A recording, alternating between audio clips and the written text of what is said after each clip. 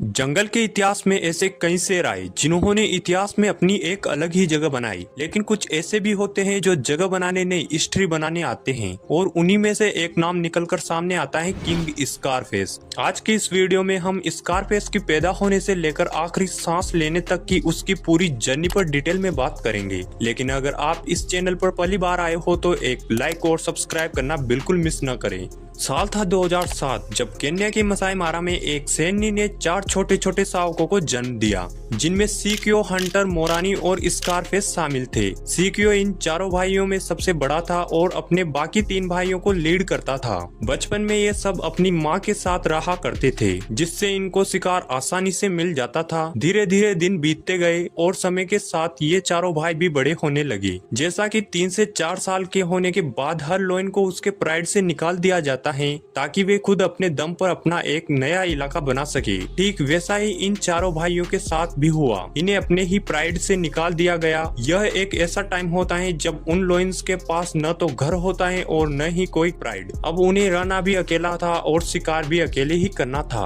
2012 में ये चारों भाई ताकतवर शेरों के इलाके के बॉर्डर पर ही रहा करते थे ताकि कोई लोइन इन पर हमला न करे और ये उन इलाकों पर नजर भी रख सके, क्योंकि इन्हें अपना एक नया इलाका भी हासिल करना था। और तभी इनकी नजर पड़ी एक ऐसे इलाके पर जहां पहले से ही 2 बड़े शेर राज कर रहे थे। असल में यह मार्स प्राइड था, जिस पर स्कारफेस और उसके 3 भाइयों ने हमला बोल दिया। लेकिन इन चारों भाइयों ने जितना आसान सोचा था यह लड़ाई उतनी आसान नहीं थी, क्योंकि मार्स प्राइड के उन दोनों लोइंस को पहले से ही लड़ाई का काफी एक्सपीरियंस था। लड़ाई के वक्त स्कारफेस सबसे आगे था, इसलिए वे दोनों बड़े लोइंस सबसे पहले स्कारफेस पर ही टूट पड़े और उसे घायल कर दिया। लेकिन इसके बावजूद भी इन चारों भाइयों ने मिलकर उनमें से एक लोइन को तो मार डाला और दूसरा लोइन अपनी जान बचाकर भाग खड़ा हुआ। इसी जीत के साथ उन्हें एक नया इलाका भी मिल गया और इन चारों भाइयों को एक नया नाम मिला, और मस्कीटियर्स। इसी लड़ाई में स्कारफेस की राइट आंख के ऊपर एक गहरा घाव आया और इसी से इसका नाम पड़ा स्कारफेस। इसके बाद मार्स प्राइड पर मस्कीटियर्स का राज हो गया। पूरे मसाई मारा में मस्कीटियर्स का इतना खौफ था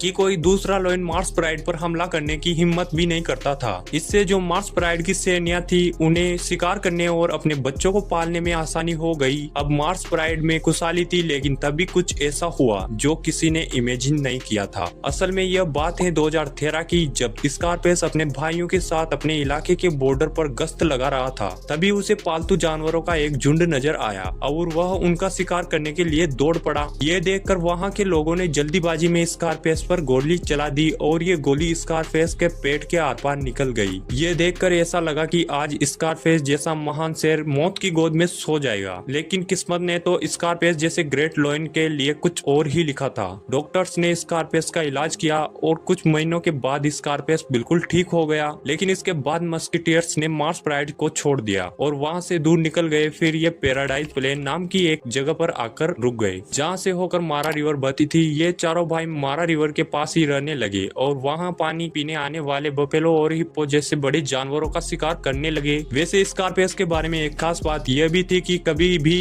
क्रोकोडाइल से नहीं डरता था। इसे दिन में कहीं बार मारा रिवर को क्रॉस करते हुए भी देखा जाता था, लेकिन बड़े बड़े क्रोकोडाइल भी इसके पास आने से डरते थे। समय बीतने के साथ साथ इन्होंने 100 स्क्वायर किलोमीटर से भी बड़े इलाके पर अपना राज स्थापित कर लिया। मस्कीटियर्स ने अब तक के सफर में 11 से भी ज्यादा प्राइड पर राज कर लिया था, जिनमें से Mars Pride, Rekero Pride, Lookout Pride और पैराडाइज प्राइड भी शामिल थे। इस बीच मस्कीटियर्स ने कई सारी लड़ाइयां लड़ी। स्कारफेस एक आंख से तो पहले ही नहीं देख सकता था, लेकिन 2018 में एक शिकार करते टाइम इसका पैर बुरी तरह घायल हो गया, जिससे इसे चलने में प्रॉब्लम होने लगी। इसके बाद अगस्त 2019 में मस्कीटियर्स में से एक हंटर गायब हो गया और फिर उसे कभी नहीं देखा गया। फिर इसके 1 साल बाद अक्टूबर 2020 में सीक्यू दूसरे लोइन से लड़कर घायल हो गया और 3 महीने तक दर्द झेलने के बाद जनवरी 2021 में हमेशा के लिए मौत की नींद सो गया। फिर कुछ महीनों के बाद स्कारफेस को दोबारा अपने प्राइड की सैनियों और बच्चों के साथ देखा गया, क्योंकि अब स्कारफेस काफी कमजोर हो चुका था और पैर की इंजरी की वजह से चल भी नहीं पाता था। लेकिन जून 2021 में अकेले स्कारफेस को एक हिप्पो की डेड बॉडी के साथ देखा गया, जो पॉसिबली उसी ने मारा था। लेकिन फिर मसाई मारा की उन शांत वादियों में 11 जून 2021 को एक शाम ऐसी भी आई जब स्कारफेस हमेशा के लिए मौत की चादर ओढ़कर सो गया। एक ऐसा किंग जो कभी नहीं हारा, उसने खुशी खुशी मौत के आगे अपना सिर झुका बचा लिया। मस्कीटियर्स का आखिरी भाई मोरानी भी वही था, जो अपने आखिरी और सबसे खास भाई स्कारफेस को देख रहा था। स्कारफेस अपने भाइयों के साथ 14 साल तक यानी 2007 से 2021 तक केन्या के मसाई मारा पर राज करता रहा।